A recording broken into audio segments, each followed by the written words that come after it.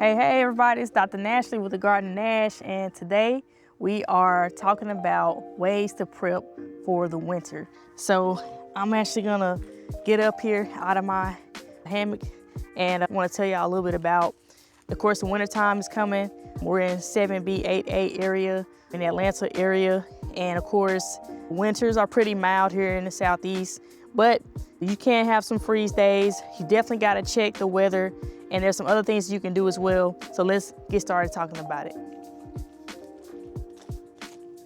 Now, of course, you got some plants that are actually frost tolerant and frost hardy. So you can actually get plants that fit that category for your zone. For example, mustard greens fit that category. I know some people, we've actually eaten off of these and you see they're still growing.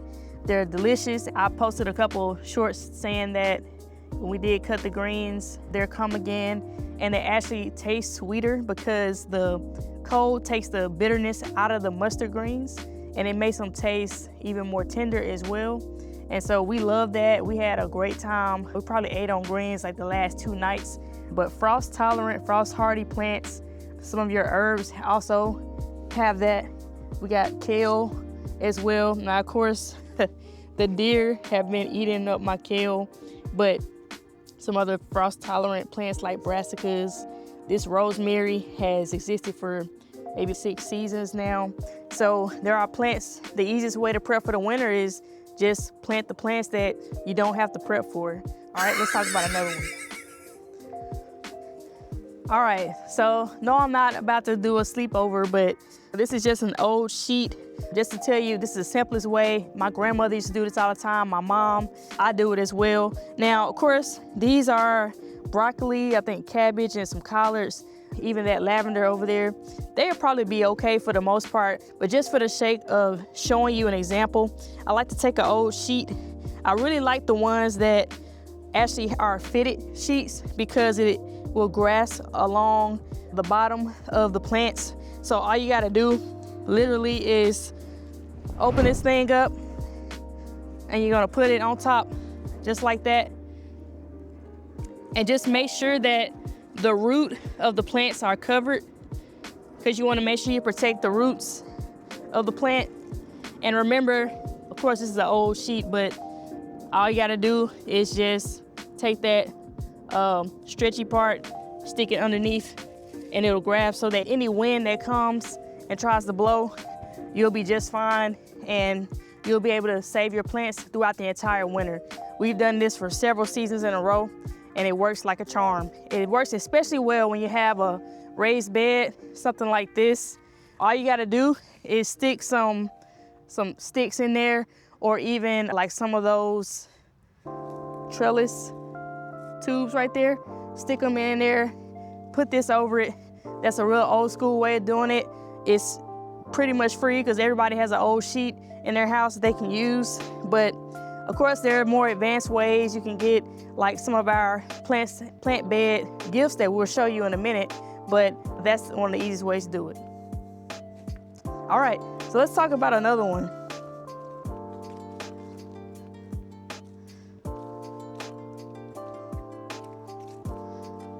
All right, so we have some of our plants like our fruit trees, like the persimmon. We actually have our kiwi vine right here that we propagated. We actually propagated that persimmon as well. There's a fig tree right here.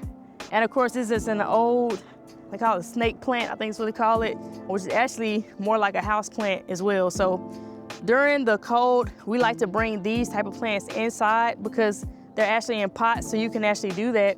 And especially when you have these plants, for example, this kiwi is made to go dormant. So you see it actually has little bulbs there, which means it's not dead at all, it's still green, but it intentionally goes dormant to save some of that energy for the winter time. The persimmon is actually a little bit more tolerant, but of course our cactus right here is probably the least tolerant. Of course, cactuses are meant to be in warmer type climates. So what I do is I literally take this baby and look at how much it's actually grown. We actually had this in the garage for probably the last few days. We had a frost and then I put it up and it actually grew some more. Same with the kiwi plant actually grew leaves. Sometimes you can trick the plants.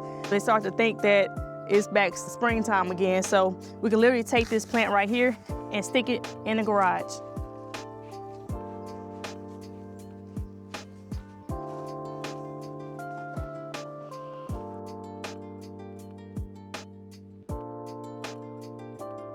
We literally bring these plants into the garage. I usually do keep some light on in here. We also have very light watering. You don't want to overwater at all. You may water this cactus maybe once a week. Just make sure that it's not drying out. So just take a look at it. Depending on the humidity and the climate inside your garage, you're gonna want to take a look at that and just make sure that you're monitoring your plants.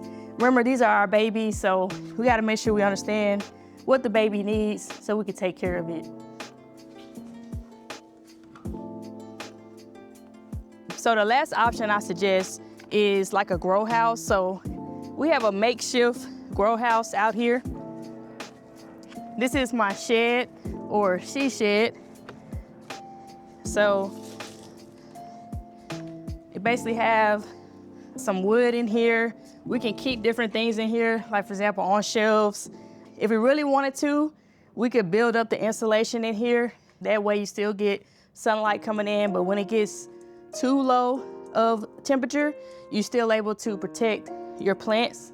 And also, you can do different things with some, for example, grow lights.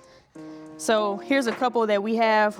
Here's a couple that we have right here that I got. And whenever I start my seeds, I also use these grow lights as like an artificial light source so that you can put some heat on some of the seeds that need heat in order to germinate in the early spring and still before your frost, some of your frost even hits. So you'd be surprised what you can do if you just put in a little bit of effort to create a comfortable environment for your plants.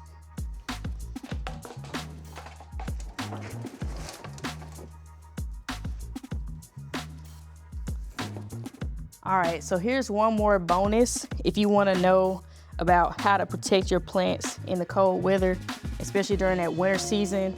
Here we have our brand new veg pod that actually has a cover on top of it. I don't know if you can see that. And it's almost like a greenhouse within a small bed. And so you can take this, set something outside either now or early spring, like for example, greens, or something that may be a little bit less frost tolerant because you have that cover over it and it fits perfectly over the bed. So this is another option. It's a bonus for those of you who want to try something different, maybe spend a little bit of money and try to get something new. This is not sponsored. This is actually a wedding gift. So if you saw our last live, I'm actually officially a newlywed now. So you can see the man behind the camera, my husband, but this is one of the gifts. So thank you so much for the person that gave this gift. You know who you are. And we want to make sure that you all are tuning in and getting to know everything you can do to start your garden. It's never too late to start. Every time is a good time. And you want to make sure that you understand anybody can do it. So the more you grow, the more you know. This is Dr. Nashlie with the Garden of Nash. Have you started your garden yet?